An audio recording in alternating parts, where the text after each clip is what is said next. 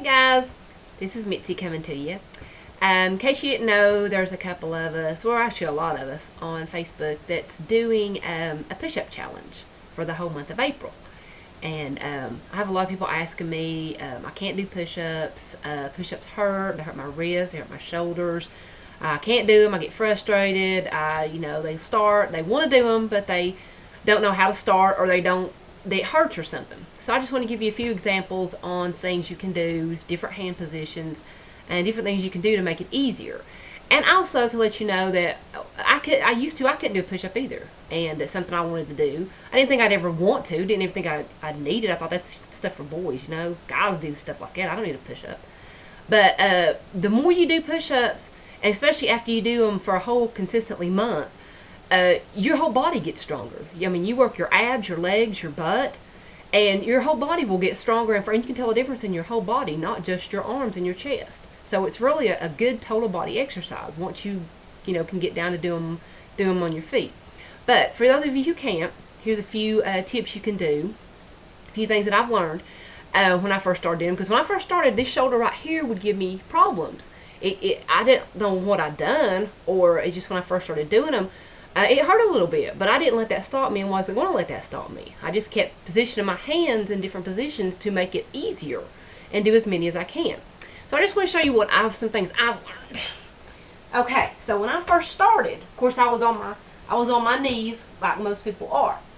Okay, and the easiest way, if you can't, put your feet down, and stay on your knees, and then you want to keep them about shoulder width apart. And you don't have to go down. Most people think you have to go all the way down to here, and you don't. You can go down as far as you can. If this is as far as you can go, that's fine, and then come back up. If this is as far as you can go, that's fine, and then come back up. Just do as many as you can doing that right there. That right there is working your chest. You might not think it is, but it's working your chest. Then go a little bit further until finally you can go all the way down. And if that's too hard on your wrist, what I found, you don't have to keep your hands straight ahead. That's just options. I found out, especially with this shoulder bothering me, I could put my wrist like that, turn it in a little bit, and it would take pressure off my shoulder. I could keep this hand like this, or even turn it in too. Keep this hand like this, and put this one, turn this down, and it would take pressure off my shoulder and put it more in the back of my arm and take it off of my shoulder. And it still helped me get my chest, build up my chest. So that's a different option. And then also, like I said, you can also turn your hands in this position, both of them turned in. And then when you go down, you're working all of your muscles in the back of your arm, which you can tell the difference. It's still working your chest, but you're also working the backs of your arm, which is really good. Then another option I found too, sometimes when my wrist was bothering me, I could turn my wrist out a little bit, and it would take pressure off the inside of my wrist. So I could still keep this hand over here straight, and I could still put it down like this, and it would take pressure off of my wrist and put it more in the back of my arm back here and my forearm and not my wrist. That's really helpful. So then after you do that, you've done that and you've got that mastered down, then you can start going lower and work on staying on your knees, or as you progress, you can lift one knee or lift your leg and stay on one leg and go down. And then you can work up to that, but still keeping your hands. You don't want to keep your hands too wide. I mean, that's later on. You don't want to have your hands too wide. You want to keep them about shoulder width apart, because if you get too wide, you can really start doing hurting some muscles right in here, and it really don't feel too good.